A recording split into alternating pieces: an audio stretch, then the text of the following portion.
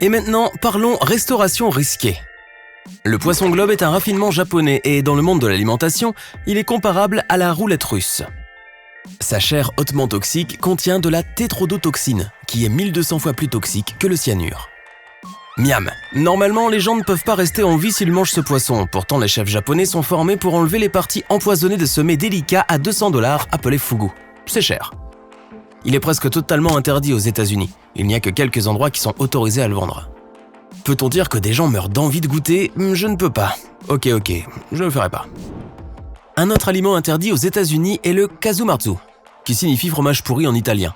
Si jamais tu as envie d'essayer, va en Sardaigne en Italie. En gros, c'est un fromage de lait de brebis. Des mouches spéciales sont autorisées à y laisser des œufs qui restent dans le fromage pendant 40 jours. Ce mets délicat contient des asticots vivants qui se chargent de décomposer le fromage, ce qui lui donne une texture particulière et un goût épicé. Il est interdit aux États-Unis pour des raisons sanitaires, sans deck.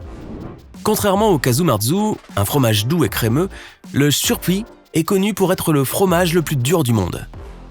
Comme tout fromage ordinaire, il est fabriqué à partir de lait. Sa principale différence est qu'il peut rester frais pendant 20 ans. Le lait est également très spécial. Les vaches, qui sont en fait un croisement entre les vaches et les yaks, mangent une variété d'herbes de la montagne. Le fromage fabriqué à partir de ce lait savoureux a une saveur unique. L'Ackee national jamaïcain a un goût unique. Il est assez doux, sa texture est beurrée et crémeuse, et il a le même goût que les œufs brouillés. On ne peut en manger que lorsqu'il est bien mûr. Attention cependant, la seule partie comestible est la chair blanche et crémeuse elle-même. La chair rose toxique et les pépins noirs sont un non catégorique. L'un des plats traditionnels jamaïcains à base de ce fruit est appelé ackee and saltfish, poisson salé. Au moins, c'est de la morue, pas du poisson globe. Une autre chose qui devrait être mûre à 100% pour être sans danger est le sureau. Ces baies sont pourtant très connues, on les trouve dans les tartes, les sirops, les thés, les confitures, etc. Il faut traiter ces baies correctement car elles contiennent du cyanure. Les baies bien mûres et cuites ne sont pas dangereuses. C'est bon à savoir. En fait, presque tous les noyaux et les pierres contiennent du cyanure. Tes cerises préférées en contiennent aussi. La quantité est faible et ne risque pas de faire de mal, mais essaie quand même de ne pas les avaler. Pareil pour les pêches, les prunes et les abricots. Mais ne les mâche pas trop longtemps. Si tu es un fan des fruits de mer, tu devrais probablement essayer le sanakji. Ce sont des tentacules de bébés pieuvres assaisonnés. Le problème, c'est qu'ils sont encore vivants. Ceux qui ont déjà goûté à ce plat coréen affirment que les tentacules peuvent encore bouger dans l'assiette et peuvent se coller à l'intérieur de ta bouche puisque la fonction d'aspiration est maintenue. Fonction de succion.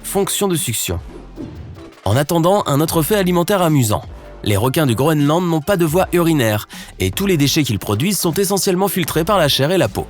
Donc leur chair est toxique. Cela semble être une bonne raison pour ne pas mélanger, mais pas en Islande. Non, le hakarl, qui est de la viande de requin transformée, est d'abord suspendu pour sécher pendant 3 à 5 mois. Enfin, on obtient un poisson fermenté qui sent l'ammoniac avec une texture de gelée qui rappelle le pain mouillé. Miam miam. Le manioc est une racine tropicale toxique de 2 types. La variante sucrée contient un peu de cyanure, mais il suffit de la cuire pour en réduire la teneur toxique à un niveau sûr. Pour éliminer toutes les toxines du manioc amer, il faut râper la racine, puis la faire tremper, et enfin la cuire correctement pour la rendre comestible. Cette racine est très riche en amidon et son goût est vraiment subtil. En purée, bouilli ou frit. Et je voudrais un morceau de manioc s'il vous plaît, mollo sur le cyanure. La rhubarbe ne semble pas avoir sa place parmi cette liste de plats connus, mais elle a en fait ses inconvénients. Ses feuilles sont super toxiques, elles contiennent de l'acide oxalique et ne devraient jamais être utilisées pour la cuisine, la pâtisserie ou autre. Si jamais tu essaies d'en manger, les conséquences les moins graves sont une sensation de brûlure dans toute la bouche, des nausées et des problèmes respiratoires. Si tu habites aux États-Unis et que tu as moins de 47 ans, il y a de fortes chances que tu n'aies jamais goûté au haggis, puisqu'il a été interdit il y a près d'un demi-siècle. Ce pudding écossais est composé d'une gamme complète de ce qu'offrent les entrailles de mouton. Nous t'épargnerons les détails. Plus un peu de farine d'avoine. Beaucoup d'oignons hachés, du suif, ne pose pas de questions, et un peu de bouillon. C'est assez croustillant et c'est aussi épicé. Il est généralement servi avec de la purée de pommes de terre ou de navets à part. Au moins, ce n'est pas de la purée de manioc. Au fait, les pommes de terre ne sont pas si inoffensives non plus. Tout dépend si elles sont mûres ou non.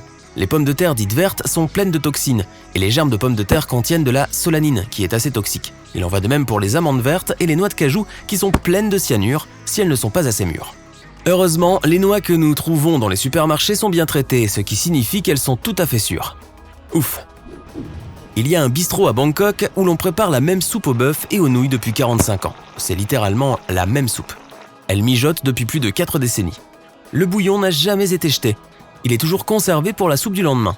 Ils n'ont jamais lavé la casserole pour conserver la saveur unique. Il y a un énorme rebord de graisse autour de cette énorme casserole formée par 45 ans de frémissement continu. Bon appétit. L'œuf de 100 ans n'est pas blanc et jaune, mais noir et gris quand tu l'épluches, et la couleur extérieure est vert brunâtre. Pour cuisiner cette savoureuse friandise chinoise, il suffit d'un peu de thé, de citron vert, de sel, de cendres de feu de bois et d'eau pour mélanger le tout. Trempe les œufs crus dans cette pâte et roule-les dans des enveloppes de riz pour qu'ils ne collent pas les uns aux autres. Laisse reposer pendant 100 ans. Je plaisante, 10 jours suffisent quand il fait chaud. Pour un temps plus froid, cela peut prendre jusqu'à 30 jours. Ne pars pas, c'est de mieux en mieux. Les fientes d'oiseaux ne semblent pas être un mets délicat, mais au Groenland, il existe un plat local qui en est inspiré.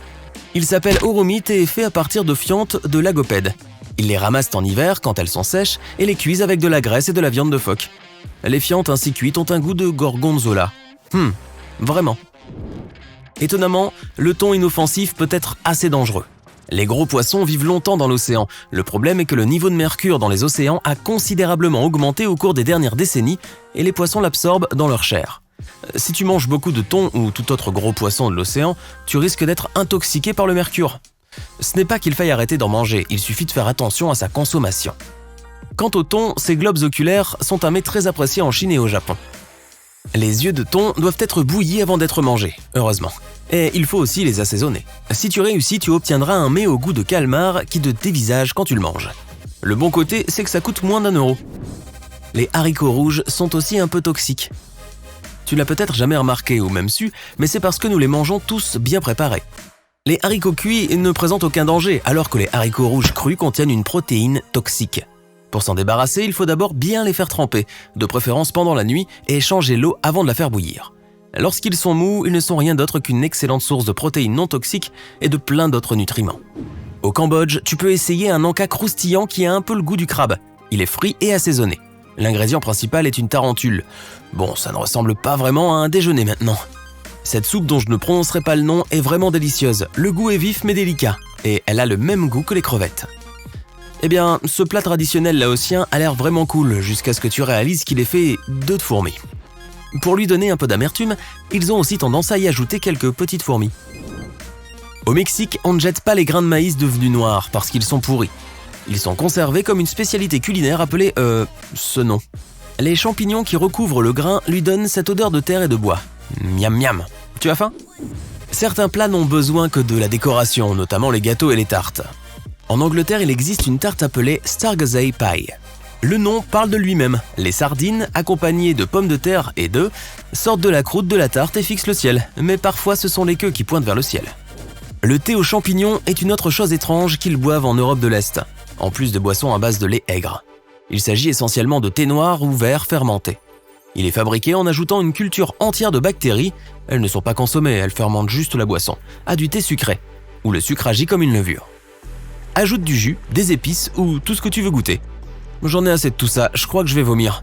À plus tard.